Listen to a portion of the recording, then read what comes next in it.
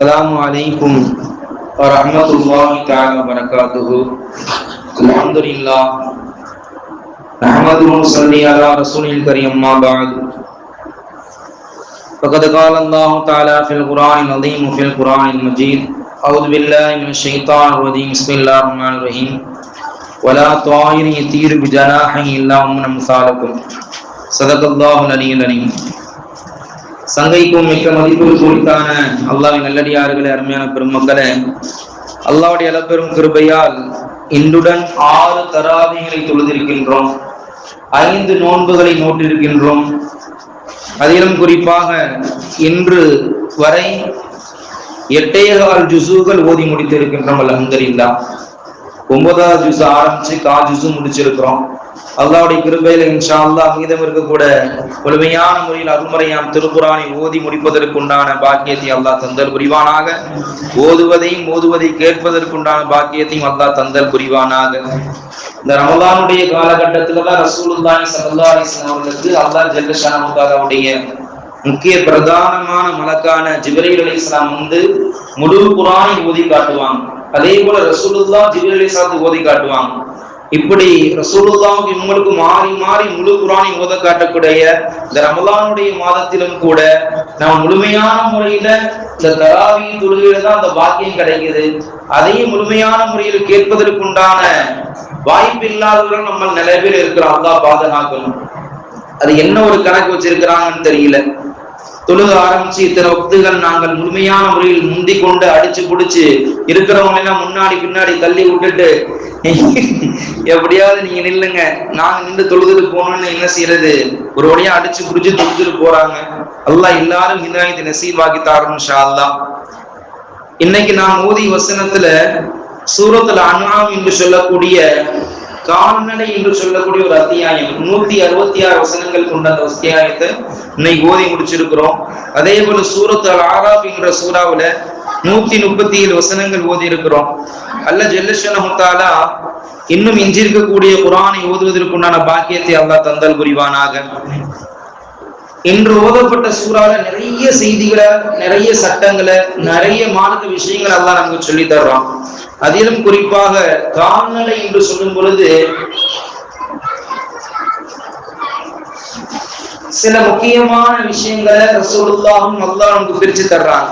உதாரணத்துக்கு ஒரு 6 விதமான பறவைகளை பற்றி அல்லாஹ் குர்ஆன்ல சொல்றான். நமக்கெல்லாம் ரொம்ப தெரிஞ்ச சூரா, யாருமே இந்த சூரா தெரியாதுன்னு சொல்ல மாட்டாங்க. சூரத்துல் ஃபீல். அலம் தர கைஃப ஃபஅல ரப்புக பி அஸ்ஹாபில் ஃபீல் அலம் யஜஅல் கைதஹும் ஃபீ தத்ரீல் வ அர்ஸல அலைஹிம் தய்ரன் அபாபீல் தர்மீஹிம் பிஹிஜாரத்தி மின் சிஜ்ஜில் ஃபஜஅலஹும் கஅஸ்ஃபி மாகுல் என்று சொல்லக்கூடிய இந்த சூரத்துல் ஃபீல் யாருமே தெரியாம இருக்க மாட்டோம். எல்லாருக்கும் தெரிஞ்ச சின்ன பிள்ளையிலிருந்து மனனமாக்கப்பட்ட ஒரு சூரா. அந்த சூறால அபாபில் என்று சொல்லக்கூடிய ஒரு பறவையை பற்றி அல்லாஹ் சொல்லுவான்.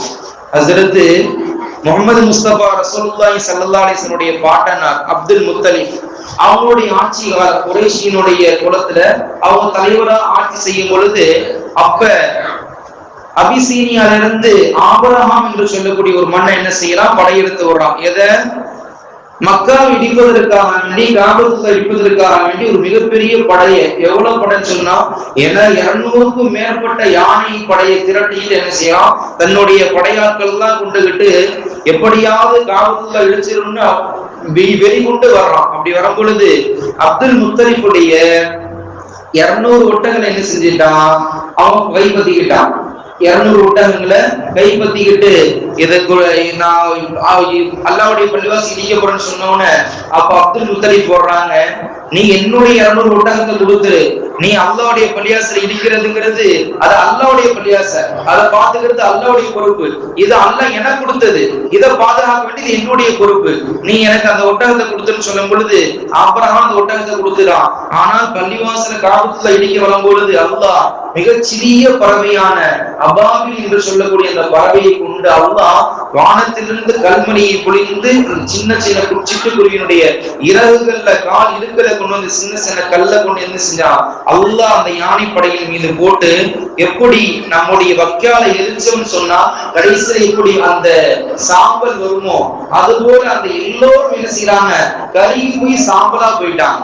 அல்லாஹ் அந்த இவ்வளவு பெரிய அரசாட்சி கொண்ட அந்த ஆபிரகாம் மன்னன் தன்னுடைய யானைப்படை கொண்டு வந்து இடிக்க வந்தாலும் அல்லாஹ் ஒரு சின்ன சின்ன பறவையை கொண்டு என்ன செஞ்சான்? ஒட்டுமொத்தமா எல்லாத்தையும் அழிச்சான். அல்லாஹ் அந்த பறவையை கொண்டு நமக்கு படிப்பினை ஆக்குறான். மற்றொன்று என்ன பறவைன்னு சொன்னா, ஹஜ்ரத் சுலைமான் அலைஹிஸ்ஸலாம் காலத்துல வாழ்ந்த ஹுதுஹுது பறவை. அது எப்படிப்பட்ட பறவைன்னு சொன்னா, ஹஜ்ரத் சுலைமான் அலைஹிஸ்ஸலாம் எங்கேயாவது வெளியில தெரிய போனான்னு சொன்னா, அவனுடைய சுயதேவை நிறைவேற்றுவதற்காக வேண்டி, துணைக்காக வேண்டி தண்ணி ஏற்பாடு செய்ய வேண்டியது அந்த ஹுதுஹுது பறவை வேலை. எங்க தண்ணி இருக்குன்னு தேடி பிடிச்சு கரெக்டா சொல்லிடும். அப்படிப்பட்ட ஹுதுஹுது பறவைக்கு அல்லாஹ் உடைய தூதர் சுலைமான் அலைஹிஸ்ஸலாம் ஒரு வேலை கொடுத்திருந்தாங்க. அது அந்த வேலையை முடிச்சுட்டு வர்றதுக்கு ரொம்ப தாமதம் ஆயிருச்சு. உடனே சுலைமான் அலைஹிஸ்ஸலாம் ரொம்ப கோபமாயிட்டாங்க. நம்ம எப்போ அனுப்பணும், இன்னும் அந்த ஹுதுஹுது வராம இருக்குது, வரட்டும், 2 ரக்கையை பிச்சு வீசிடுறா அப்படிங்கிற மாதிரி என்ன செய்யறாங்க, ரொம்ப கோபமாயிட்டாங்க. ஹுதுஹுது பறவை வருது, வந்து ஹஜ்ரத் சுலைமான் அலைஹிஸ்ஸலாம் சொல்லிட்டு, கடுமையான கோபத்தில் இருந்தவங்களுக்கு உங்களுக்கு ஒரு முக்கியமான செய்தி கொண்டு வந்திருக்கேன். நானே கோபத்தில் இருக்கிறேன், நீ முக்கியமான செய்திங்கிறியா, சரி என்னன்னு சொல்லும் பொழுது, சபா என்று சொல்லக்கூடிய ஒரு நாடு. என்ன நாடு? சபா என்று சொல்லக்கூடிய ஒரு நாடு. அந்த நாட்டுல பல்கீஸ் என்று சொல்லக்கூடிய ஒரு அரசி இருக்கிறாங்க. அவங்க மிகப்பெரிய சாம்ராஜ்யம் வச்சிருக்கிறாங்க. ஆனா அவங்க யார வணங்குறாங்கன்னு சொன்னா, எங்களுக்கு எல்லாம் நம்ம எல்லாம் படைத்து பரிபாலிக்கக்கூடிய அல்லாஹ் என்று சொல்லி தந்த நீங்க எங்களுக்கு அல்லாஹ் சொல்லி தந்திருக்கிறீங்க. ஆனா அந்த அல்லாஹ்வை தவிர சூரியனை அவங்க வணங்கிட்டு இருக்கிறாங்க. எதை வணங்கிட்டு இருக்கிறாங்க? சூரியனை வணங்கி கொண்டிருக்கிறாங்க அப்படின்னு சொன்ன மாத்திரத்துல ஹஜ்ரத் சுலைமான் அலைஹிஸ்ஸலாம் அவர்களுக்கு நம்முடைய நாட்டுல நம்முடைய அரசாட்சியில அல்லாஹ் ஜல்ல ஷானஹு தஆலா எப்படி ஒரு படையினரை வச்சிருக்கிறாங்க, ரொம்ப கவலைப்பட்டு என்ன செய்யறாங்க, அவங்களுக்கு ஒரு லெட்டர் எழுதுறாங்க. அதுல பிஸ்மில்லாஹிர் ரஹ்மானிர் ரஹீம் என்று சொல்லி அந்த லெட்டர் எழுதுறாங்க. அந்த லெட்டர் அங்க போய் சேர்றதுக்கு யார் அனுப்பி வைக்கிறாங்க?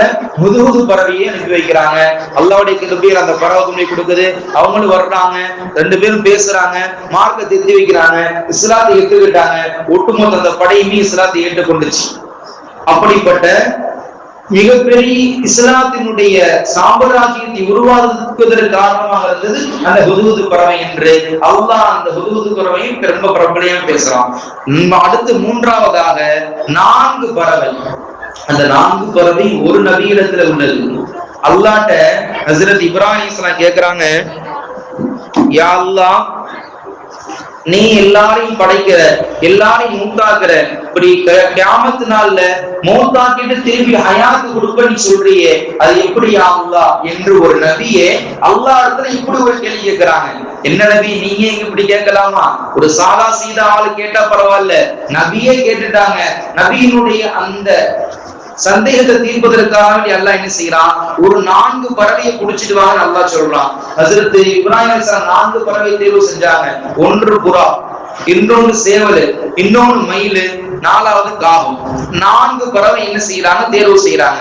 இந்த 4 பறவை என்ன நீங்க தெரியுமா செய்யணும், எல்லாத்தையும் கண்ணா பின்னான்னு வெட்டி என்ன செய்யணும், ஒவ்வொருடைய கறி இதுன்னு தெரியாம நல்லா குழம்சாகி மடக்கி திருப்பி வச்சிருக்கணும்.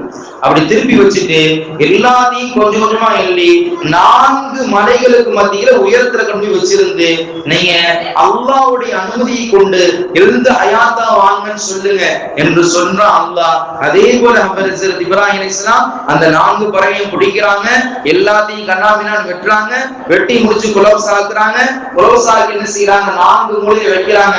மொச்சு முடிச்சோன அதே போல அல்லாஹ் சொன்னது போல அல்லாஹ்வுடைய அனுமதியை கொண்டு நீங்க எழுந்து வாங்கன்னு சொன்ன மாத்திரத்துல ஒவ்வொரு பறவையும் இங்க எப்படி பறந்து வருதுன்னு சொன்னா, இங்க உள்ள கறி அங்க போகுது, அங்க உள்ள கறி இங்க வருது, இங்க உள்ளது அங்க போகுது, எல்லாம் மாறி மாறி முழு உருவமாக 4 திசையிலிருந்து 4 பறவை வந்துருச்சு. அல்லாஹ் அக்பர். அல்லாஹ்வுடைய வல்லமையை பாருங்க.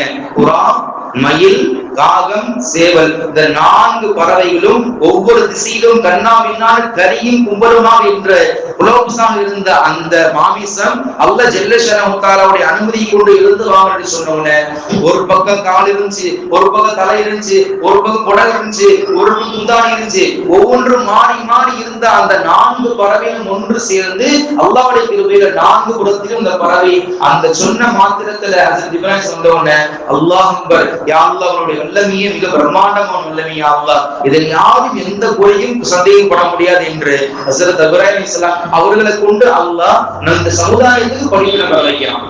எதுக்கு அந்த 4 பறவைகளை அல்லாஹ் ஜல்ல ஷானஹு தஆலா தேர்வு செய்ய சொன்னான்னு சொன்னா, ஒன்று புறா. புறாவுடைய வேலை என்னன்னா, எந்நேரமும் கீழே பார்த்து சாப்பிட்டு கொண்டேதான் இருக்கும், எந்நேரம் சாப்பாடு மாதிரி சாப்பிட்டுக்கிட்டே தான் இருக்கணும். அப்படி எந்த மனிதர்களும் எந்நேரம் தீனி பண்டாரமா இருக்கக்கூடாது என்பதுதான் இந்த சமுதாயத்தில் அல்லாஹ் புறாவை கொண்டு படிப்பணியாக்குறான். அடுத்ததான் சேவல். சேவலுடைய என்ன, இனப்பெருக்கத்தை அதிகமாக்குறது. அதாவது சிவத் ஷர்பத் என்று சொல்லக்கூடிய சேவலுடைய தன்மை அதிகத்தையும் இனப்பெருக்கத்தை ஏற்படுத்தும். அப்படிப்பட்ட தன்மை கொண்டவராக இருக்கக்கூடாது என்று இல்லை, அல்லாஹ் என்ன செய்யறான், அந்த சேவலை கொண்டு அல்லாஹ் படிப்பணியாக்குறான். மூன்றாவதாக மயில்.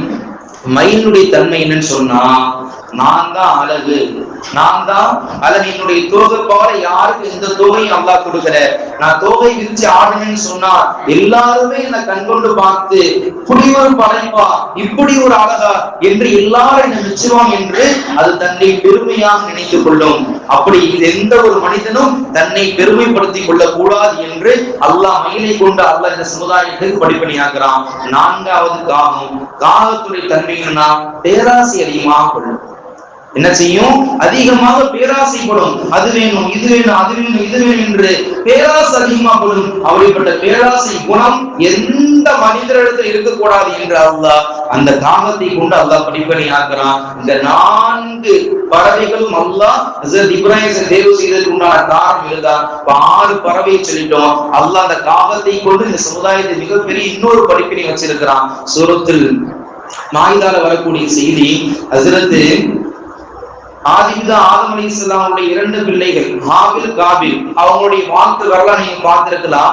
அல்லாஹ் ஜல்ல ஷஅனஹு தஆலா அவர்களுக்கு என்ன ஒரு சோதனை இருந்துச்சுன்னு சொன்னா, ஒட்டுமொத்த எல்லா சமுதாயத்துக்கும் ஒரு மிகப்பெரிய வழிகேடு, மிகப்பெரிய சோதனை என்னன்னா பெண்கள் தான்.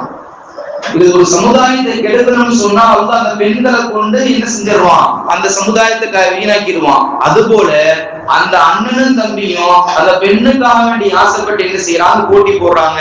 கடைசியில பார்த்தா தம்பி அண்ணனை கொலை செஞ்சிடறாரு, ஹாபில் கொலை செஞ்சிடறாரு. இப்படி ஹாபில் என்று சொல்லக்கூடிய அண்ணன் மௌத்தாய் கிடக்கிறாங்க. ஹாபில் என்ன செய்யறாங்க, அந்த காபில் என்று சொல்லக்கூடிய தம்பி ஹாபில தன்னுடைய தோளை தூக்கி போட்டுக்கிட்டு 1 நாள் 2 நாள் அல்ல 40 வருட காலங்கள் உலகத்தை சுத்தி வர்றாங்க. அல்லாஹ் அக்பர். ஜனாசா மூத்தாயிட்டா எப்ப ஜனாசா எடுப்பாங்கன்னா பேரு, அது எவ்வளவு பெரிய சொத்து சமம் இருந்தாலும் சரி, எவ்வளவு பெரிய அரசாட்சி சொந்தக்காரன் இருந்தாலும் சரி, எந்த பேரும் இல்ல. கடைசியில் ஜனாசா எப்போ எடுக்க போறாங்க, இன்னும் கொஞ்ச நேரம் தான் பாடி விழிச்சு ஊதி போயிரும், நாத்து எடுக்க ஆரம்பிச்சிடும், சுமல் வந்துடும். அப்படி இவ்வளவு அத்தர் மணக்க எவ்வளவுதான் உலகத்துல பூசி இருந்தாலும் கடைசியில ஜனாசா ஆயிடுச்சுன்னு சொன்னா எப்ப ஜனாசா எடுக்கிறாங்க, வானம் வந்துடும், அது வந்துடும், இது வந்துடும் என்று சொல்லுவோம். அதான் இயற்கை நீதி. ஆனால் 40 வருட காலங்கள் தன்னுடைய அண்ணனை தோல்ல தூக்கி போட்டுக்கிட்டு சுத்துறாங்க. எப்படி எதுக்காக சுத்துறாங்க, எப்படி பூமியை அடக்கம் பண்ணு தெரியாம சுத்துறாங்க. அல்லாஹ் அக்பர். இந்த உலகத்துல நடந்த முதல் கொலை அதுதான். இந்த உலகத்தில் நடக்கப்பட்ட முதல் கொலை தம்பி அண்ணனை கொலை செஞ்சது. அதுதான் ஃபர்ஸ்ட் கொலை. அவங்க மட்டும் அப்ப கொலை செய்யாம இருந்திருந்தாங்கன்னு சொன்னா உலகத்துல எந்த கொலையுமே அவங்க ஏற்படுத்திருக்க மாட்டான்னு தெரியல. அவர்கள் செய்த அந்த தொன்று பாரம்பரியம் கியாமத் நாள் வரைக்கும் இருந்து கொண்டே இருக்குது. அல்லாஹ் அந்த கொலை என்று சொல்லக்கூடிய பாவத்தை விட்டு அல்லாஹ் நம்மை பாதுகாப்பானாக. எதுக்காக வேண்டி சொல்றான்னு சொன்னா, அந்த காகத்தை எப்படி அல்லாஹ் படிப்பினையாக்குறான். 2 காகம் இவர் ரொம்ப அசந்து போய் 40 வருஷம் சுத்திட்டு வந்து ஒரு மலையின் மரத்தறி அடிவாரத்துல அப்படியே சாஞ்சி படுத்து கிடக்கிறாங்க. அண்ணனை பக்கத்துல படுக்க போட்டுட்டு என்னடா இப்படியே இருக்கிறோம், என்ன செய்யணும் தெரியலேன்னு சுத்திக்கிட்டு இருக்கும் போது 2 காகம் அங்க வருது. 2 காகம் ஒன்று சண்டை போட்டு என்ன செய்யுது, ஒண்ணு இன்னொன்னு மூத்தாக்கிருச்சு. உடனே இந்த மூத்தாக்குன காகம் பக்கத்துல மூத்தாக்குனது ஜாலியா இருக்குது, மூத்தாக்கப்பட்டது பக்கத்துல படுத்து கிடக்குது. அந்த ஹயாத்தா இருக்கக்கூடிய காகம் என்ன செய்யுது, தன்னுடைய மூக்கினுடைய அழகாலும் தன்னுடைய காலம் என்ன செய்யுது, பூமியில பள்ளம் தோண்டுது. பள்ளத்தை தோண்டி மூத்தா போன அந்த காகத்தை என்ன செய்யுது, அந்த பள்ளத்துல போட்டு அடக்கம் பண்ணிடுறாங்க, தப்பன் செய்யறாங்க. இத பார்த்துட்டு ஹாபில் அண்ணனுடைய தம்பி காபில் என்ன செய்யறாங்க, ஓ இப்படிதான் அடக்கம் பண்ணணும் போல, மூத்தா பண்ணணும்ல இப்படிதான் அடக்கம் பண்ணணும் போல என்று முதலில் மௌத்தானவர்களை அடக்கம் செய்வதற்கு இப்படிதான் செய்ய வேண்டும் என்ற வழிமுறையை கற்றுக் கொடுத்தது அல்லாஹ். அந்த காமத்தை கொண்டுதான் இந்த உலகத்திற்கு அல்லாஹ் கற்றுக் கொடுத்தான். அல்லாஹ் யாருக்கு எப்ப எந்த நேரத்துல எதை கொண்டு இந்த சமுதாயத்துக்கு படிப்பினை தருவான் என்று தெரியாது. அல்லாஹ் எதை கொண்டு பின்னாலும் சர்வசாதாரண சின்ன பொருளாக்குவான். ஆனா அல்லாஹ் அதை கொண்டு இந்த உலகத்துக்கு படிப்பினை ஆக்குவான். அல்லாஹ் ஜல்லஷானஹு தஆலா படைத்த எந்த படைப்பும் வீணான படைப்பு அல்லாஹ். அல்லாஹ்வும் அல்லாஹ்வுடைய நபி ரசூல் சொன்னார்களோ, எதன்படி ரசூலுல்லாஹ் வாழ்ந்து காட்டினார்களோ அப்படிப்பட்ட வாழ்க்கை வாழ்வதற்குண்டான பாக்கியத்தை அல்லாஹ் தந்தல் புரிவானாக. எப்படிப்பட்ட சஹாபாக்கள் உயர்ந்த ஈமானோடு பரிசுத்தமான பொறுமையோடு தக்வாவோடு வாழ்ந்து இந்த உலகத்தை விட்டு பிரிந்தார்களோ, அதே போல நாம் நம்முடைய வீட்டு பெண்களும் நம்முடைய சமுதாய ஆண்களும் பெண்களும் நம்முடைய சிறுவர்களும் பிள்ளைகளும் வாழ்வதற்குண்டான பாக்கியத்தை அல்லாஹ் நமக்கும் நம்முடைய குடும்பத்தாருக்கும் ஈமான் கொண்ட எல்லா மக்களுக்கும் அல்லாஹ் தந்த அருள் புரிவானாக. எதை சொன்னோம் எதை கேட்டோமோ அதன்படி வாழ்வதற்கு நல்ல தௌஃபீக் அல்லாஹ் தந்த அருள் புரிவானாக. ஆமீன் யா ரப்பல் ஆலமீன். வாஹிரு தஅவானா அல்ஹம்துலில்லாஹி ரப்பில் ஆலமீன். சுப்ஹானல்லாஹி வ பிஹம்திஹி சுப்ஹானக்கல்லாஹும்ம வ பிஹம்திக அஷ்ஹது அன் லா இலாஹா இல்லா அன்த வ நஸ்தக்ஃபிருக வ நதூபு இலைக. ஆமீன் ஆமீன். சுப்ஹான ரப்பிக ரப்பில் இஸ்ஸத்தி அம்மா யசிஃபூன் வ ஸலாமுன் அலல் முர்ஸலீன் வல்ஹம்துலில்லாஹி ரப்பில் ஆலமீன். ஸல்லல்லாஹு அலா முஹம்மத் ஸல்லல்லாஹு அலைஹி வஸல்லம். ஸல்லல்லாஹு அலா முஹம்மத் ஸல்லல்லாஹு அலைஹி வஸல்லம். ஸல்லல்லாஹு அலா முஹம்மத் யா ரப்பி ஸல்லி அலைஹி வஸல்லிம். அஸ்ஸலாமு அலைக்கும் வ ரஹ்மத்துல்லாஹி தஆலா வ பரகாத்துஹு.